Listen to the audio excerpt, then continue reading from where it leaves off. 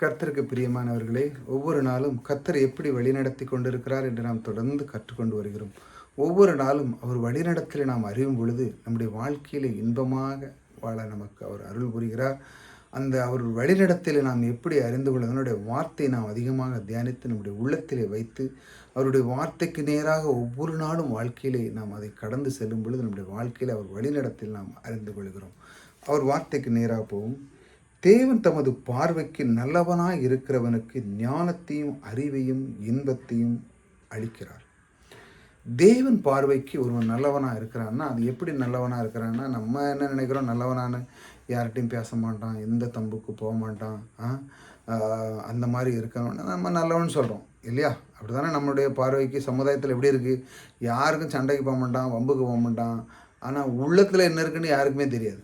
வெளி தோட்டத்தில் தான் அவன் அப்படி நடிப்பான். சண்டைக்கு போக மாட்டான், வாங்க மாட்டான், பேச மாட்டான். அப்போ அந்த பையன் நல்ல பையன் அப்படி. ஆனால் தேவன் பார்வைக்கு எப்படி நல்லவனாக இருக்கிறான்னு நம்ம பார்ப்போம். இன்றைக்கி தேவன் பார்வைக்கு எப்படி நல்லவனாக இருக்குன்னா, ஒருவன் தேவனுடைய வார்த்தை அதை எடுத்து அவன் இரவும் பகலும் அதை தியானித்து அதனோடு அவன் லயத்து அதனோடு அந்த வார்த்தையை அங்கீகரித்து அந்த வார்த்தையை அவன் வாழ்க்கையில் அப்ளை பண்ணி அதனோடு அவன் வாழுகிறான் என்றால், தேவன் வார்த்தை தான் எனக்கு பிரதானமாக இருக்கிறது, அந்த வார்த்தையை கொண்டு தான் நான் வாழ்கிறேன், அவர்தான் என் ராஜா, நான் அவரை இரட்சகராக நான் ஏற்றுக்கொண்டிருக்கிறேன். ஏனென்றால் என்னுடைய வாழ்க்கையிலே எத்தனையோ விதத்தில் நான் இருந்தாலும் அவர் என்னை தேடி வந்து என்னுடைய வாழ்க்கையில் எல்லா குறைகளால் நீக்கி அவருடைய ஐஸ்வர்யத்தினால் என்னுடைய வீட்டில் எல்லாத்தையும் நிரப்பின அந்த தேவன் எனக்குள்ளே இருக்கிறார்.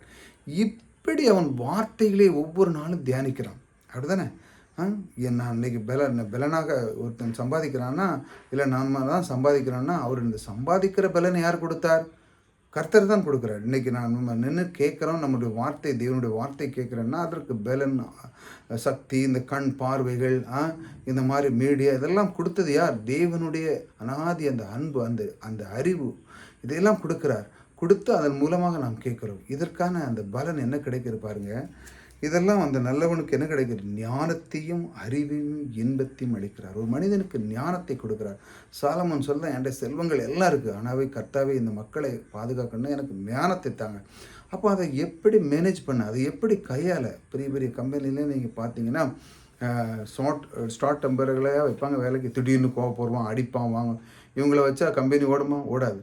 ஞானமாக அதை ஒவ்வொரு பிரச்சனை வந்ததுன்னா அதை எப்படி கையாளுவது, அந்த பிரச்சனைக்குள்ளே போய் நான் அந்த பிரச்சனை பண்ணால் நான் அதை எப்படி சால்வ் பண்ணியிருப்பேன், நான் அதை எப்படி பேசியிருப்பேன், நான் அதை எப்படி கையாளுவேன், அப்போ இந்த பிரச்சனை வேறு திரும்ப வராத அளவுக்கு அதை என்ன செய்யணும், இப்படி தான் அவன் ஞானம் பேசுவான். அறிவு இடத்துல அறிவு என்ன செய்யுதுன்னா, இதை எப்படி சமாளித்தோமோ அந்த விதமான மற்றவர்களுக்கு அதை கற்றுக் கொடுத்து மற்றவர்களும் அதை வராத அளவுக்கு அவன் கற்றுக் கொடுக்குறான். இப்படி இருக்கக்கூடாது, வாங்கக்கூடாது, இப்படி தான் இருக்கணும், அதுக்குன்னு சில ரூல்ஸ் ரெகுலேஷன் இப்படி தான் வாழணும் அப்படின்னு சொல்லி அவன் அறிவை பயன்படுத்தி மற்றவர்களுக்கு அவன் கற்றுக் கொடுக்குறான். இதையெல்லாம் கற்றுக் கொடுத்த அடுத்த நிமிஷம் அதுக்கு என்ன நடக்குது பாருங்கள். இன்பத்தை அளிக்கிறார். இன்பம் வந்துடுது. அதுக்கப்புறம் மகிழ்ச்சி தானே. ஒரு மனுஷனுக்கு ஞானமும் அறிவும் அதிகமாக தேவன் கொடுக்கும் பொழுது அந்த நல்லவனாக இருக்கிறவன் என்றால் தேவனுடைய வார்த்தையிலே அவன் உறுதியாக இருக்கிறான். தேவனுடைய வார்த்தை தான் எனக்கு மருந்து, அதுதான் எனக்கு உள்ளே டானிக் மாதிரி. அந்த ஒருத்தனுக்கு ஒரு பலவீனமாக இருந்த மருந்து போய் அது எப்படி அதை எல்லாம் குணமாக்குது போல் ஒரு டானிக் மாதிரி தேவனுடைய வார்த்தை, அது அந்த நல்லவனுக்கு தேவன் கொடுத்து அவனுக்கு ஞானத்தையும் அறிவையும் இன்பத்தையும் அளிக்கிறார். இப்படித்தான் அவர் ஒவ்வொரு நாளும் உங்களை தேடி வந்து இந்த மாதிரி வார்த்தைகளை கொண்டு உங்களை வழி நடத்துகிறார். இதை நீங்கள் அறிந்து கொள்ளணும். இந்த வார்த்தைகளை நீங்கள் நிலைத்திருக்கும் பொழுது அவர் உங்களை எப்படி வழி நடத்துகிறார் பாருங்கள்.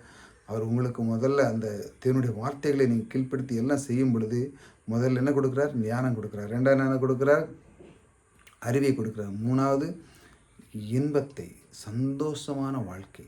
உங்களுக்கு குறைவே இருக்காது. எங்கே போங்க, உங்களுடைய வாழ்க்கையில் நீங்கள் எங்கே சென்றாலும் நீங்கள் தேவனுடைய பிள்ளைகளாக இருக்கும் பொழுது உங்களுக்கு எங்கு சென்றாலும் கர்த்தர் நான் போகும் இடம் அவருடைய சமூகம் எனக்கு முன்பாக வைக்கிறேன் என்று நீங்கள் சொல்லி போகும் பொழுது உங்களுக்கு குறைவே இருக்காது. எல்லா இடத்துலையும் மகிழ்ச்சி, சந்தோஷம், ஆனந்தம், எல்லாமே மகிழ்ச்சியாக நீங்கள் சென்று வருவீர்கள்.